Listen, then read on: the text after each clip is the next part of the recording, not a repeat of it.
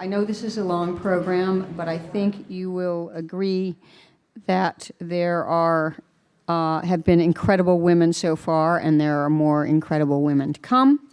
The next panel is on entrepreneurship. I'm sorry.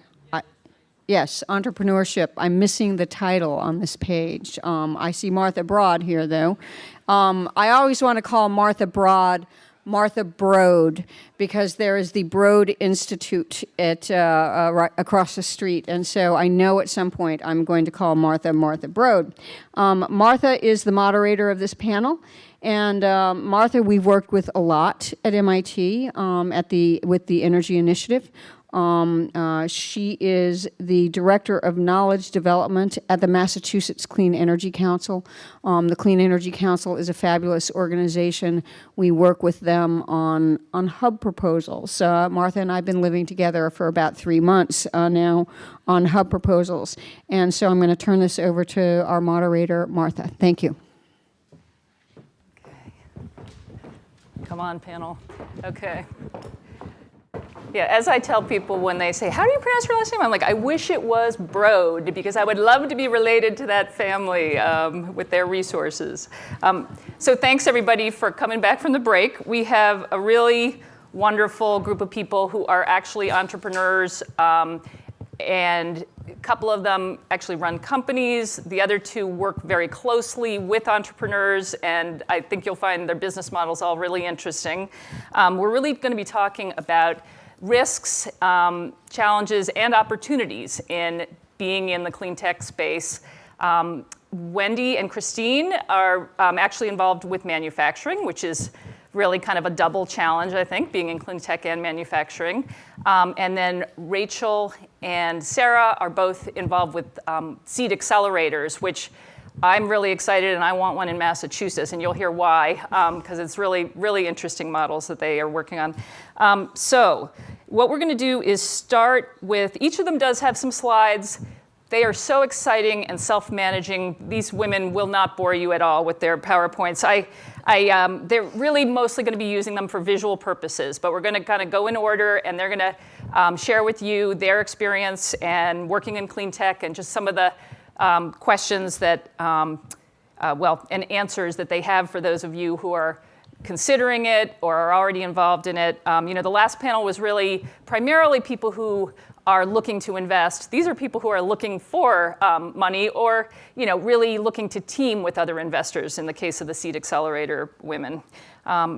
So I'm not going to go through their bios in detail. They all are really impressive, and they are incredibly proactive. I put my phone down for a weekend knowing that I was facilitating them, and it was like 2 or 3 weeks ago, and by the end of the weekend they'd already gotten in touch with each other and had a conference call scheduled to get ready for this panel. So they're a really great group of people. So we're going to just start, and again, we're going to kind of go back and forth with Sara, who's with the Seed Accelerator, then Christine, who's actually running her own company with technology that she invented. Then we're going to go to Rachel, who not only is involved with the boat, which sounds pretty incredible offshore, but is also part of a Seed Accelerator or for-profit in San Francisco. And finally, Wendy, who helped design PV in Florence, Italy way back when, and now helps run a company that's really helping solve one of the challenges of PV, which is the inverter life and cost involved. So with that said, I'm going to let them take it from here, and then we'll follow up with questions.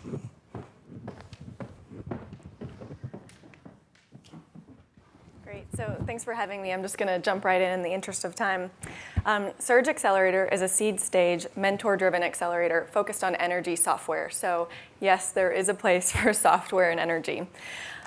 We run a really competitive application process, and we bring 10 companies per class to Houston for a 12-week program. We invest seed stage capital in those companies. We connect them to amazing mentors, to customers, and to additional capital. So one question you may be thinking is, why is a girl from Texas up here talking to me about clean tech? And it's a myth and a misnomer that we often try to dispel about Texas and the environment there. So just a couple quick facts on why startups in clean tech should definitely think about Texas as a place to start. First, there are 5,000 energy companies headquartered just in Houston. If you're an energy software startup, you have customers in Texas. Second, as many of you may know, the most wind power generation in the country is in Texas. We have more smart meters installed than any other state. Houston is actually one of the greenest cities in that they use the most green power of any other city in the country. We are not regulated by FERC, which does have its advantages. We are regulated by a body called ERCOT. So all these things, in conjunction with the fact that Texas is an enormous market, make it a great place for startups to kind of get their feet on the ground, get their feet wet into the industry. So one of the other things we're really proud of is our mentor base. We connect our companies with over 110 mentors who work very closely with them throughout the program. These are CEOs, COOs of energy companies, energy policy executives, just experts in the energy industry. And a fun fact about startups that have great mentors, if you're a startup and you learn continuously and you have great mentors on your side, you are 7 times more likely to raise money. It's a great stat. So I was asked to talk a little bit about how startups can mitigate their risk and how they can promote success. So many of you may have seen this 2x2 matrix before with societal impact on one axis and economic impact on the other. Because we're all here interested in clean tech and clean energy, I think we can agree that we're focused on the upper right-hand quadrant of transformational entrepreneurship. So this goes to when you're creating a startup, really think about the team that you're putting in place. If you're looking at just creating the next app, it may be an idea that you just need a designer, developer, and a business person, or maybe just a designer and developer. If you're trying to be transformational, you really need to have a domain expert on your side. And this is a person that can help you understand the clean tech landscape, the piece that you're in, the wider clean tech landscape, as well as the entire energy industry as a whole. If you can't understand that landscape, you probably aren't going to have the best chances at success. So one other piece to talk about is the energy industry in particular is extremely slow. There was a 2001 study that is pretty old, but done by McKinsey, that showed that the energy industry was the slowest of all industries at uptaking new technologies. So what that means for startups is don't quit and cry and go home. Please continue to work in energy. But validate your product with your customers as you're building it. Don't build a product in silo and then go try to take it to market. Ask your customers what they need and develop your product alongside with them.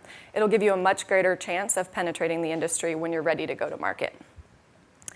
The last and third thing I'm quickly going to go over is the need to scale carefully.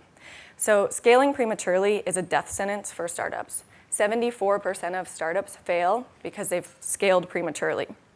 In the energy industry, you also have the flip side of the coin, which makes it a little bit more difficult in the fact that you not only have to not scale prematurely, but you have to be able to scale on a dime very quickly.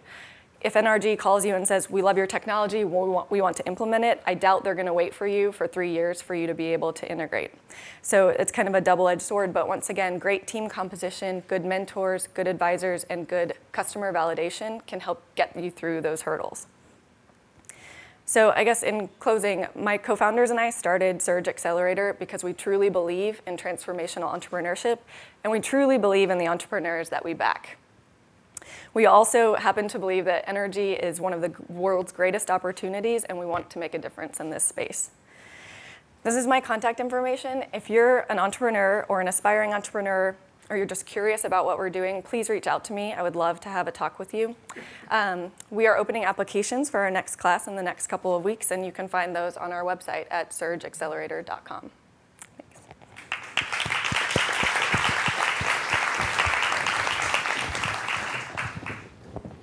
Great, thank you so much. My name is Christine Ho, and I'm co-founder and head of technology at Imprint Energy. I'm really excited to be offering my perspective as someone who was a grad student developing technology, who spun that out of the University of Cal, Berkeley, and then now growing into an entrepreneurial and leadership position. At Imprint Energy, we're developing thin batteries with a number of differentiating properties, some including an unprecedented inherent safety and environmental stability aspect. In terms of preparing, and the core technology was leveraged and developed through UC Berkeley. what enabled this technology was an electrolyte that allows many of these interesting properties, including rechargeability, high performance, and safety.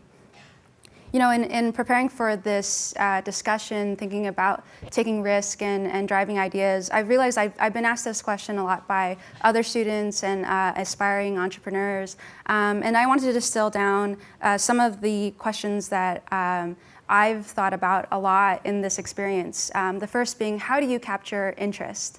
At Imprint Energy, our strategy has been to show, not tell, to put technology in the hands of our early customers, early adopters, and really show them, you know, what this technology can do.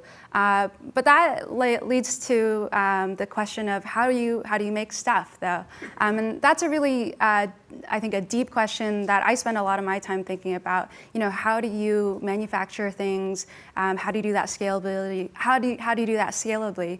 How do you grow the infrastructure in order to do that and find talent to manufacture things? And that's all really a challenge for a hardware company, one that really, you know, needs resources in order to move forward and actually manufacture. And so I think the key to that is really building an ecosystem that is aligned with what you're doing, aligned with you know, growing your company and investing in your future. And so I think the panel, the previous panel, did a really good job of describing that, you know, for early stage companies, you really need to be flexible in order to be resilient. And this just gives you a sense of our company, you know, being only less than 2 years old, and how many different sort of investment flavors we've taken on in order to survive, in order to grow. We have investors from strategic corporations, institutional investors.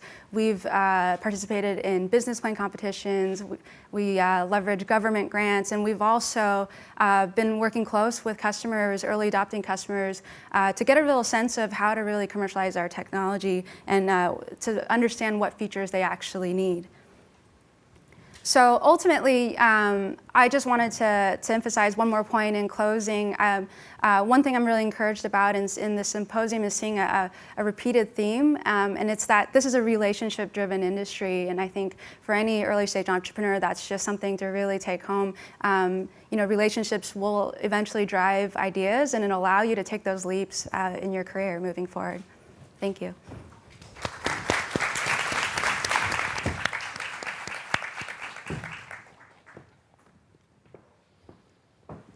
Hi, I'm Rachel. Oh, I get to do the slides myself. Very nice. I'm AKA the crazy boat lady that gave that comment before. But I'm a partner at Greenstart, and I run a similar company to Sarah's, but I'm talking about a specific focus of ours, which is actually design. And I want to tell you about how we feel design can actually be one of the most powerful ways to de-risk a startup company. But first, let me describe a little bit about Greenstart.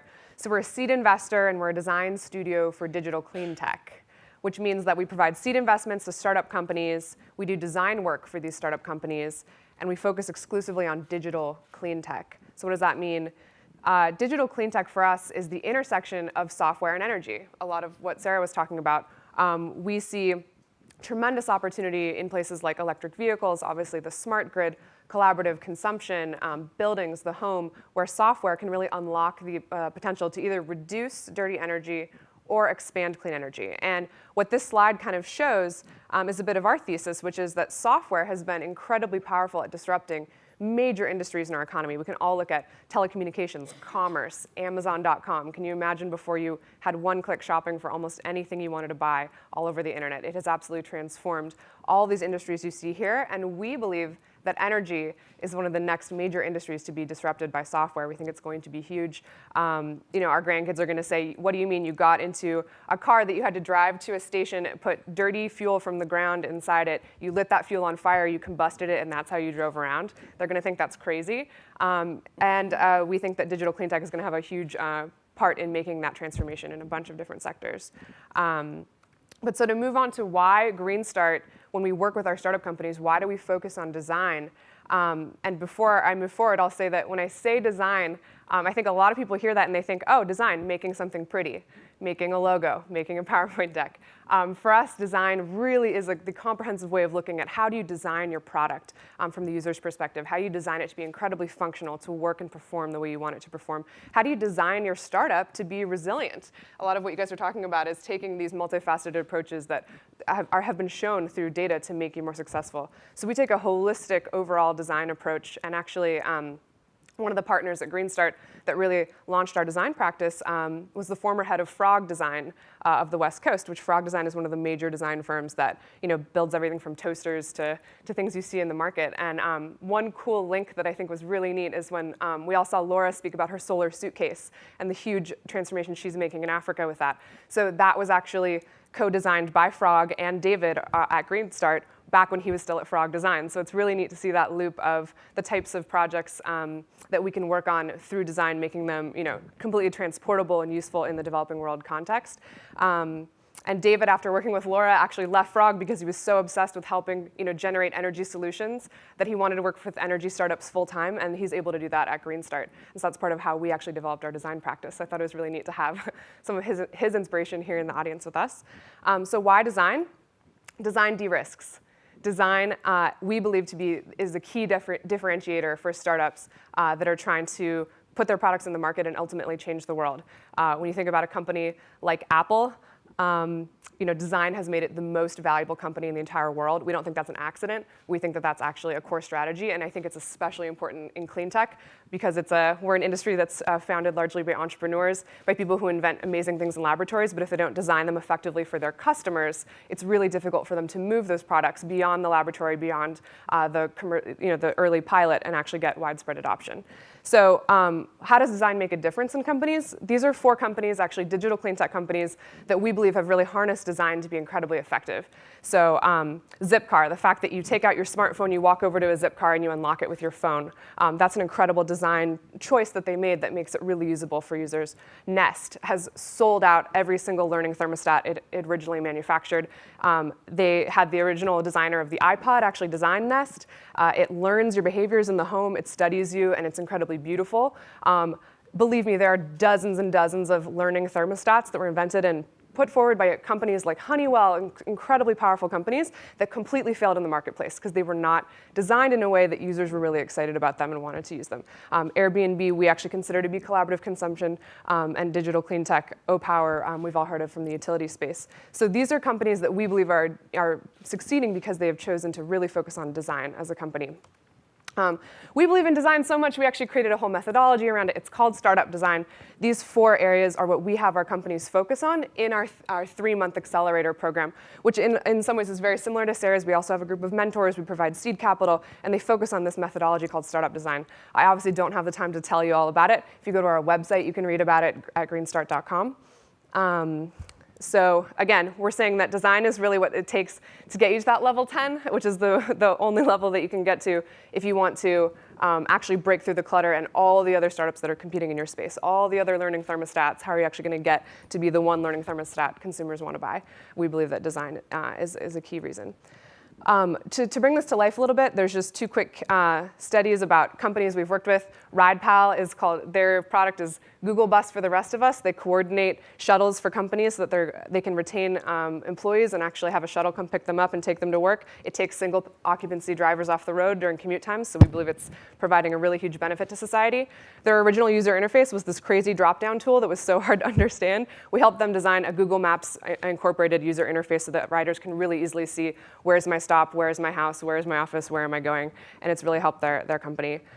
Scoot is Zipcar for electric scooters. I got to ride one of these down Market Street in San Francisco the day before I flew out here when they launched publicly to San Francisco.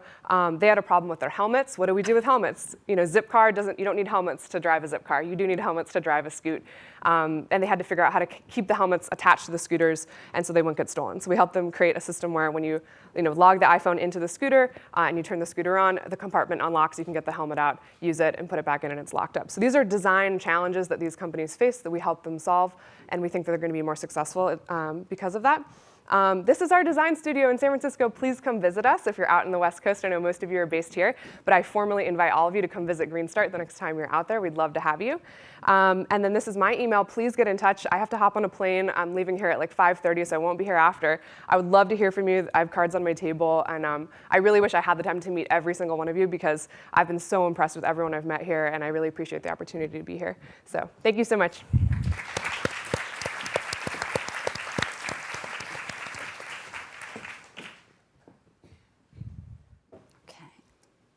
Good afternoon. I'm an engineer. I can't help myself. I guess my DNA was wired that way and not to make a nice, beautiful shell. But I love solving problems. I love a challenge, and I love making things. So I feel very fortunate that at this point in my career, I can lead a company that is going to change the commercial solar space by offering a low-cost, very safe, highly reliable product. Now, clean tech hardware has gotten a very bad name, or at least a black eye in recent times, and we heard a little bit about that from the venture panel in terms of return on investment. And it is a tough time to be into hardware and hardware manufacturing, but I can't tell you enough how much I've enjoyed a career in hardware manufacturing.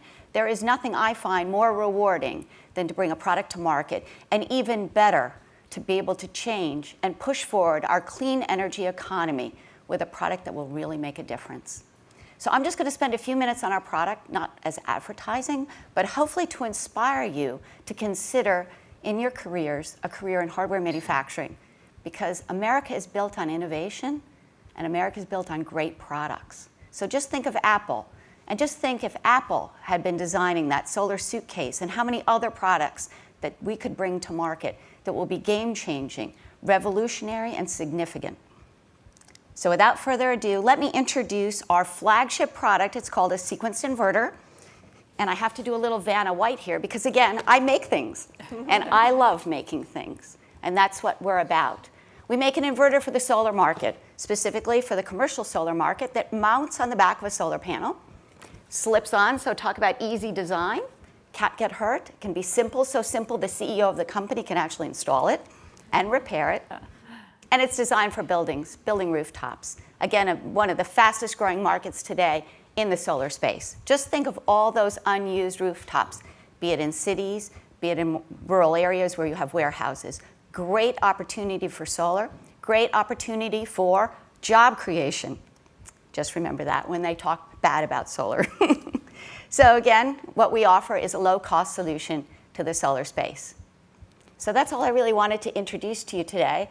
Think about hardware. Yes, high risk, high stakes, but high rewards on a personal and professional level. Thank you.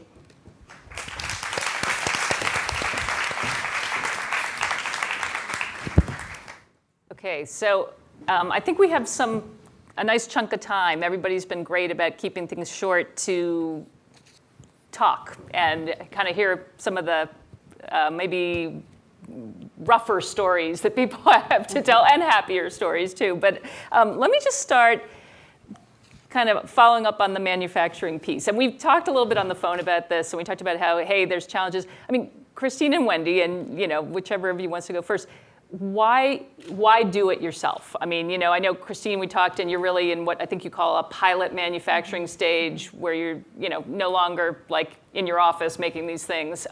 And I also wanted you to just talk people through a little bit about your product, just a little bit more, so people understand the applications. But why not? I mean, I know, Wendy, you contract, but you do make it here. And why not just sell the technology to somebody? Wendy worked for much larger companies during her lustrous profession so far, like Philips, and I'm trying to remember where else, but GE maybe? IBM. IBM, okay. Why manufacturing? Why you guys? Like, what are the characteristics that somebody needs in order to take this kind of thing on, as opposed to just letting somebody else with strength in manufacturing do it? Well, I think manufacturing can be a key differentiator as you bring your product to market and as you maintain that market share. Any of us have worked in manufacturing, and certainly we all bear the scars. If you've been in manufacturing, you certainly are scarred. is very, very important and very significant. It's sad to see in America that manufacturing has been falling by the wayside. It is a dying art to some extent in America that I do hope with a changing worldwide economy, we'll see a resurgence. But manufacturing makes or breaks a product. We know that from any of the recalls you've ever heard of, that a recall would destroy especially a small company. So getting on top of manufacturing, understanding that, and using it to one's advantage in terms of quickly bringing products to market effectively at cost and driving that market adoption, you need manufacturing behind you. Yeah, my perspective is from someone who took technology out of the university lab, and I think anyone who's been a university researcher knows that as good as your research is, it's pretty rough around the edges. The technology needs a lot of translation in order to actually become a commercial product. And for us, manufacturing is a method for us to to translate, what was done in the lab to commercial product as fast as possible, to allow us to iterate on the feedback that we're getting from customers immediately, so that we can cut some of those sort of long times to market, cut some of that time off by knowing that ourselves. And when you do things yourself, you learn the fastest. In terms of what we're developing a thin format battery made out of earth-abundant, inherently safe materials. In terms of early applications, we've taken a very practical approach to commercialization. Batteries can be applied to a lot of different things, but where we're seeing our earliest interests and earliest customers are really in the portable electronics space. These are customers that are really willing to work side by side with us to develop the technology, to characterize it, to de-risk a lot of the technology early on. Great. Okay, so now, Rachel and Sara, I have so many questions. I mean, the first thing is I've said to them, ooh, the seed accelerator thing, I want one here in Massachusetts. And maybe that's up to us at the Massachusetts Clean Energy Center to figure out how to structure, because that's what we're trying to do, is help companies from research to commercialization. Tell us a little bit about, I guess that I'm especially interested, Rachel, in your point about designing not just the product, but the organization for success. And I'm interested in what you've seen, what works and what doesn't work, what's in that gray area, and you've talked a little bit about it. And then also how your own organization has designed itself to, succeed.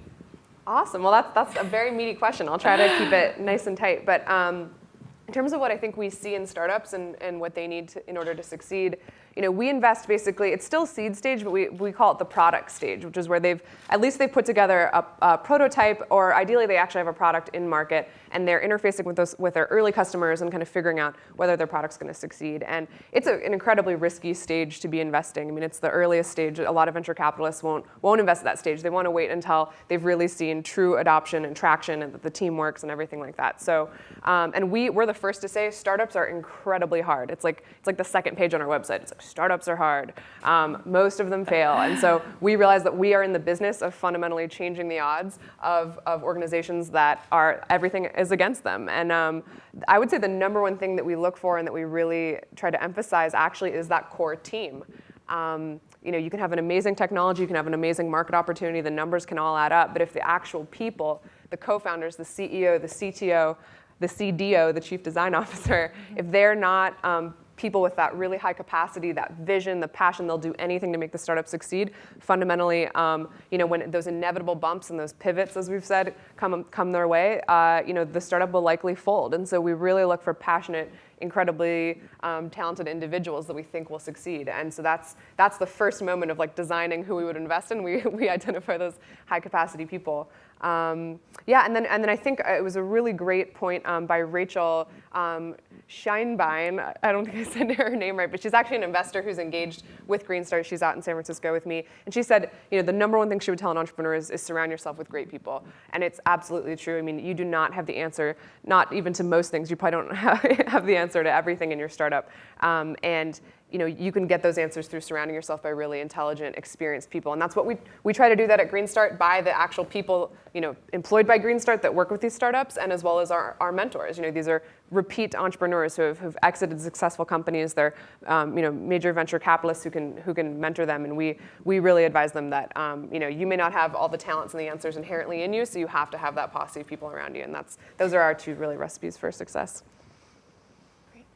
All right, Sarah. I spent most Where of to my begin? 5 minutes really talking about a few things that I think that startups can do to mitigate their risks.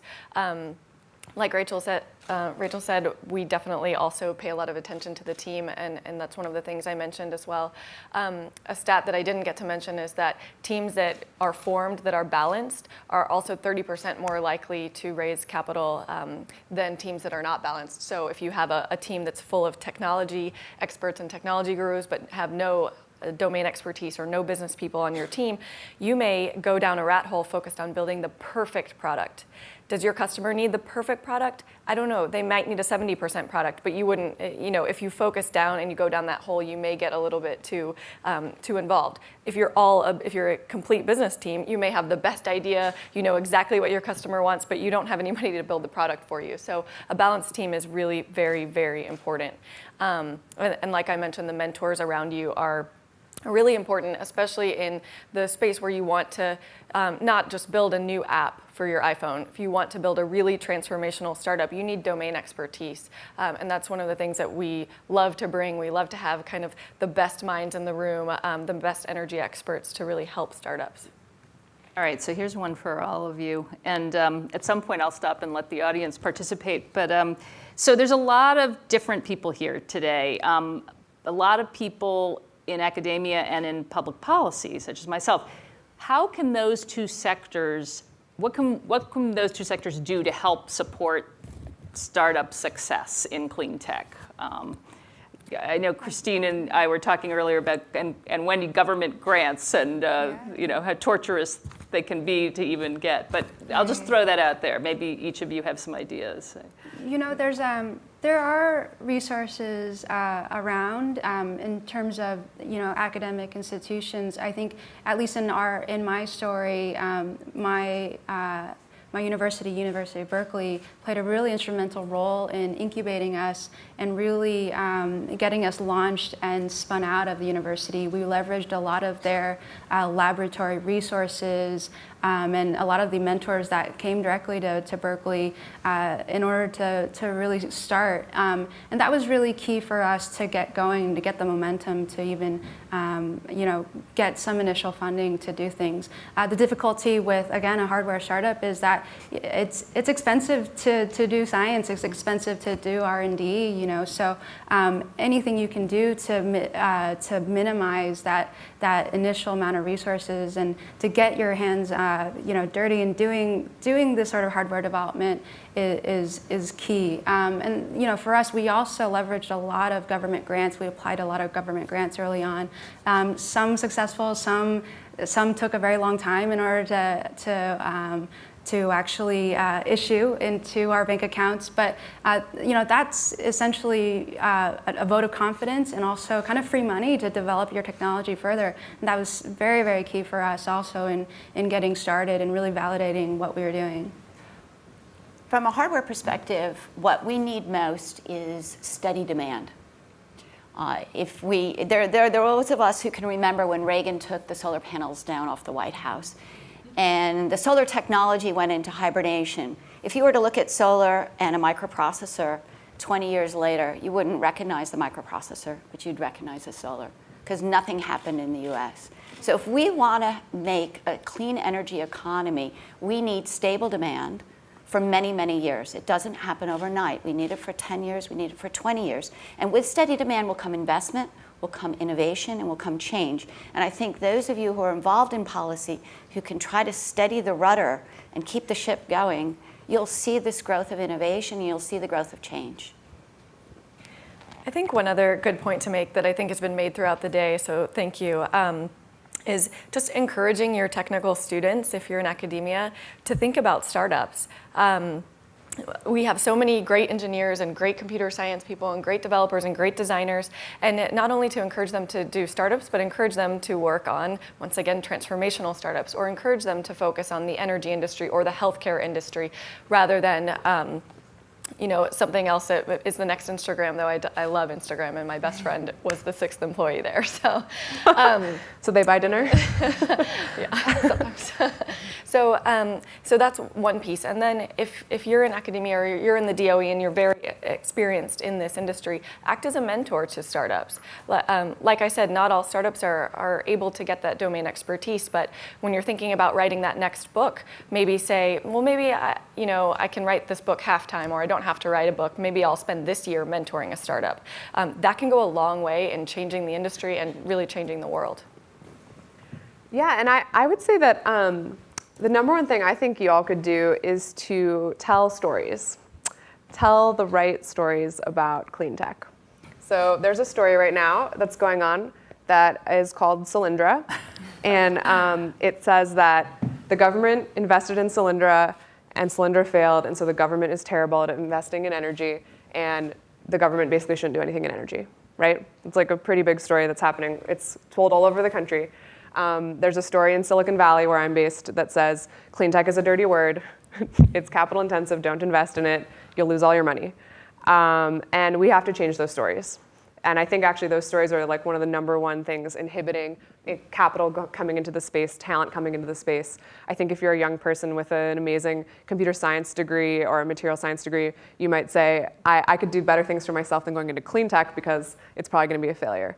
If we put the stories out there that inspire and show people that this is an incredibly exciting opportunity, I think we can actually change the landscape around where talent and where capital flows. And so there's a story that I tell in Silicon Valley because it resonates with my fellow Silicon Valley investors, which is around the dot-com boom.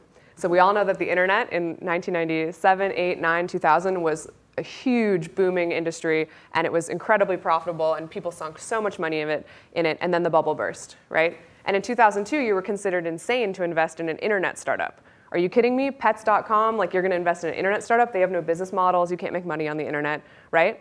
Look what's happening today. Do we literally have that degree of amnesia? Like the internet is one of the most profitable investment sectors today.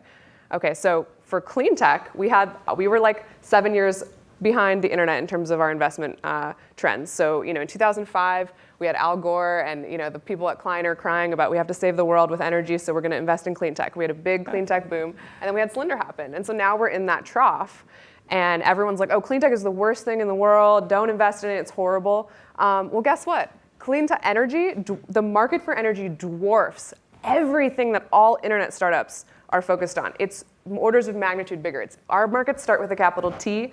Their markets start with a B. So we totally believe that clean tech is going to become an incredibly profitable sector. We're already seeing really exciting startups growing in that space. We think that digital clean tech, the intersection of the IT technology with energy technology, is actually what's going to help clean tech become really profitable and interesting. So I would encourage you to tell that story. Talk to people about how these things go in cycles, that we learned a ton in some of the failures in the investments in clean tech 1.0. But clean tech 2.0 is coming. The early signs of it are here. Now is the best time to invest in clean tech, and it's going to pay off really well for people that see that trend ahead of the curve. So that's a story that I tell a lot. All right, so I feel like we're just beginning. However, I'm getting the looks from how much, do we have any more time left? 4 minutes, excellent. Oh, good. That's better than I thought based on the looks I was getting. Okay. Questions for this incredible panel? We're just getting started. Sure, Marcia. So I'm so excited to hear you talk about how fun it is to be in manufacturing, because it is.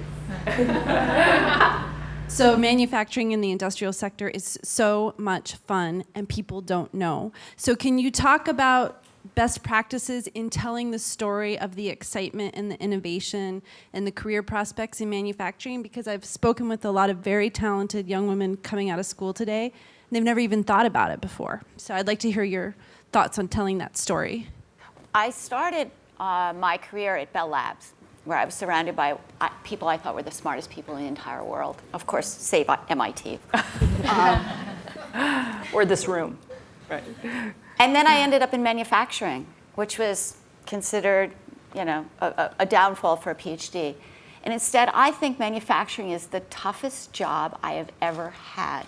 If you enjoy solving problems, in manufacturing, your constraint space for the proper solution is so small because it has to be cost effective, it has to be done like by tomorrow morning, it has to be done by perhaps hourly workers.